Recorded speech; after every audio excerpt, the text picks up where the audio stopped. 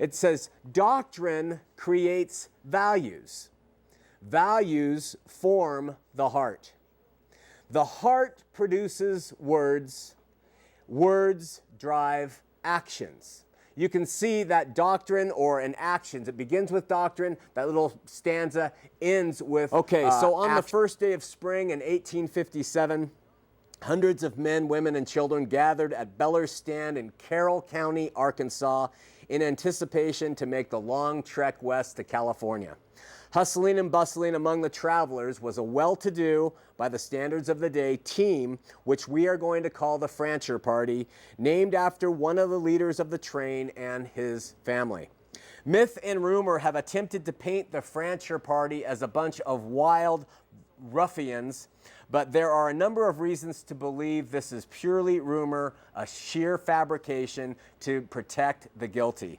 First of all, traveling over the continent in those days was a very expensive proposition, costing every single family somewhere between $40,000 and $50,000 in our day's currency.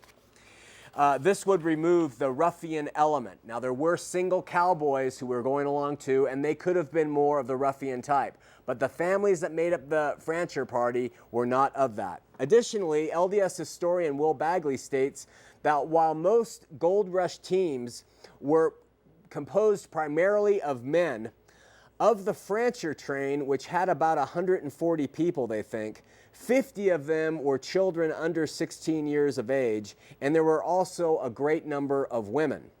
Finally, and possibly most importantly, as to the character and makeup of the Francher Party, especially within the family units, they were, in all probability, practicing, believing Christians. Says Bagley, quote, many witnesses commented on the piety of the immigrants. In addition to travel costs, most every family brought with them an abundance of personal treasure they intended to trade and use once they arrived in California.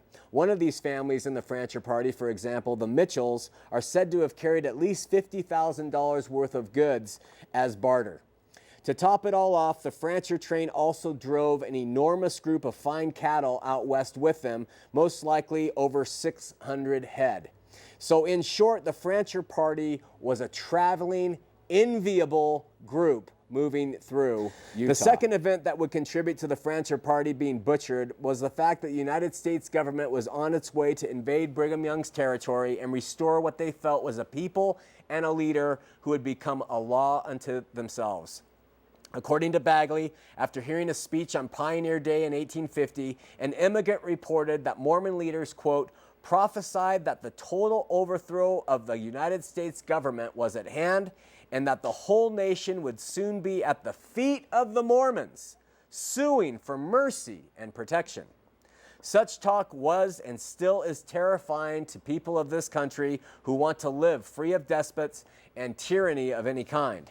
A Presbyterian minister who happened to spend the winter of 1850 in the Utah Territory said, quote, that on the face of the earth there is not a people found so completely under the control of one man, soul, body, and property as are the Mormons to Brigham Young, end quote. Bagley adds that, quote, sojourners who witnessed the LDS's fierce devotion left Utah convinced the saints would do anything their leaders ordered, end quote. We will soon see that their opinion of Brigham Young and the saints was true, even to the point of killing little children who begged for their life. Sean, it's not Francher, it's Fancher.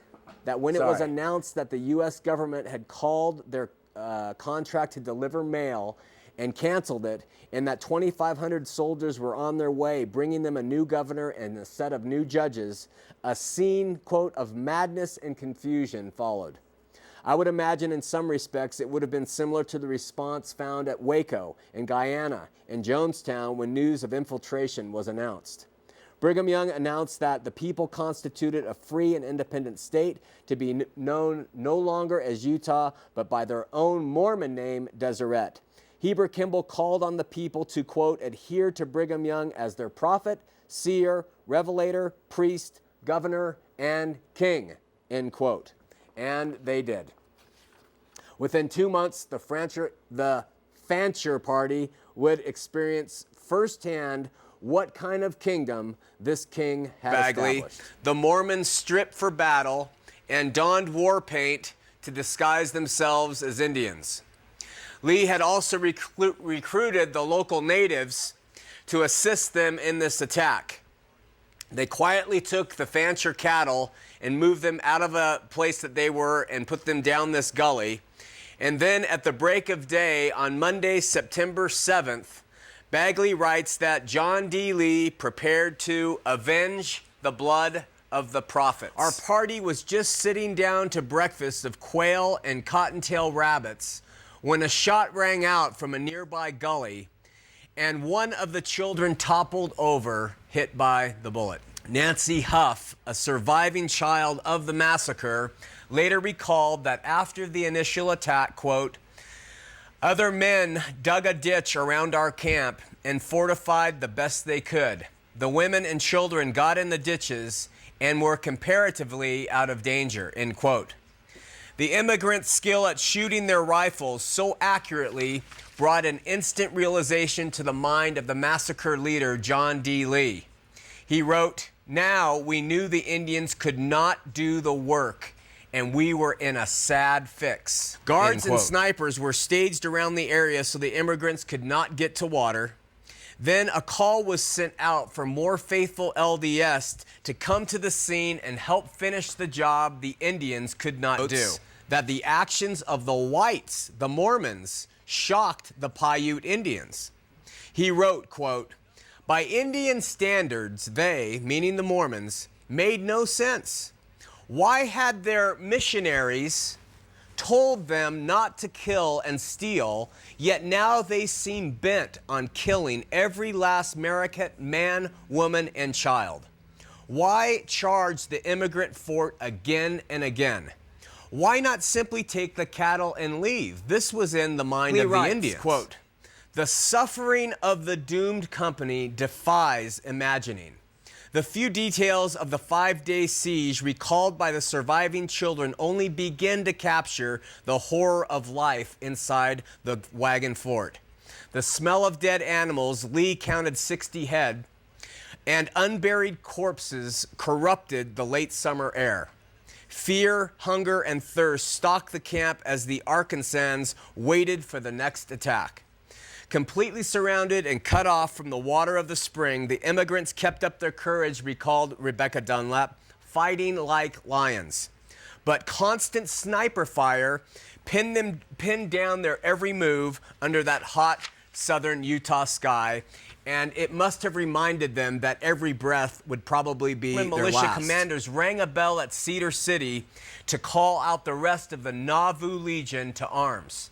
Bishop Klingensmith later admitted that the general militia was called out, quote, "for the purposes of committing acts of hostility against the immigrants." That, quote, "every one of them must be killed, except such as are too young to tell tales. And if the Indians cannot do it without help, the Mormons must help them." Council then formed a prayer circle, like the prayer circles they form in the temples today, and again invoked the Spirit of God to direct them in this manner. The immigrants simply could not believe that professed Christians could execute such a diabolical line of Mormon militiamen standing there for your protection. Walk out to them and walk past them. So the first group of little children in the wagons went past that group. And then the women and the older children went past that group. And then the men came to this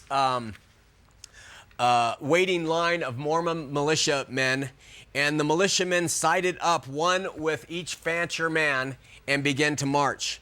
This caused the Fancher men to cheer as soldiers, as they thought the Mormons were acting honestly. Bagley notes, listen, "None of the men in the Mormon Guard ever described their feelings as they received the cheers from the Arkansas men and escorted them up the field. None of them ever described what it was like to accept the trust of men who they would soon murder in cold blood. All Indians and the Mormons dressed like Indians, and they came out of the brush like wild savages." Bagley reports every part of the field of attack witnessed its own special horrors. 4-year-old survivor Nancy Huff reported that, quote, "I saw my mother shot in the forehead and fall dead.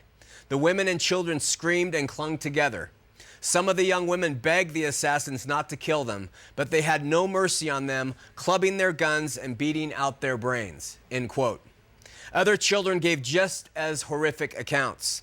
One spoke of watching the Indians slay a baby in his mother's arms and then turn the knives on the mother. The execution of a final young girl in view of all the surviving children. Said Huff, quote, "At the close of the massacre, there was 18 children still alive. One girl, some 10 or 12 years old, they said was too big and could tell. So they killed her, leaving 17. When the work was done, John D. Lee instructed Samuel Knight to take his wagon off the road and dump the butchered bodies out. He did. The very survival of the children and the murder of the women at Mountain Meadows was proof to the outside world that this massacre was no Indian affair, because the natives would almost always take at least some of the women captive, and they would always kill the children. So the fact that the children remained and that the women were all killed said white men were involved. Looking at the massacre, and by all accounts, Bagley writes, the leaders were very pleased with their work and considered it a victory for the Lord. Quote, "The hand of the Lord was in it," referring to the massacre. "Whether it was done by white or redskins, it was right. The prophecies concerning Missouri were being fulfilled, and they would be accomplished." Now remember, this was the mindset of the Mormons then, that the blood needed to be shed for Joseph Smith, that prophecies that Mormonism would take over the world were given, and that this was leading up to those prophecies being Listen to what Bagley says, quote, he's LDS, he's a great historian, quote, "In an audacious fraud, Brigham Young billed the government $2,220 for the charges that included items obviously looted from the Fancher party, a bold, if ill-considered expression of his contempt for the government." The political machinations and the manipulations were now in action. It was time to spin, to duck and cover, to play dumb, to deny everything, to do the old Washington two-step. In the end, it was time to lie. Brigham Young made a remarkably revealing statement 6 months prior about himself. Listen closely to what he said. This is a quote. "I do not profess to be very good. I will try and take care of number one. And if it is wicked for me to try and preserve myself, I shall persist in it. For I am intending to take care of myself." But there were still some loose ends out there. One was a guy named Dr. Garland Hurt. He was a U.S. government Indian agent, and the Mormons did not like him at all. It seems that the American grapevine, the Indian Telegraph, was all abuzz with the news of the Mountain Meadows Massacre shortly after it occurred, and they ran and told Dr. Hurt, not a Mormon, who was well aware of all the sordid facts. The Indians loved and trusted Dr. Hurt and openly revealed everything they had seen and done themselves at Mountain Meadows. A decision was made by the LDS somewhere along the line that Dr. Hurt had to be managed as a threat. On Sunday, September 27th, 6 Ute Indians rushed into Hurt's office shouting, "Friend, friend, the Mormons will kill you." In the distance, 100 Mormon militia had blocked Spanish Fork Canyon and were advancing in his direction. As Hurt hastily grabbed some of his clothing, his interpreter burst into the room and shouted, "Doctor, you're done in," and handed him a note from Mormon Bishop John Butler, which stated that he would not be allowed to leave Utah territory. Hurt decided to flee the area or die trying. He escaped with 1 white friend and 3 Ute guides, and was later joined by 17 more Ute Indians who, at the risk of their own lives, escorted Dr. Hurt to safety in northern Utah.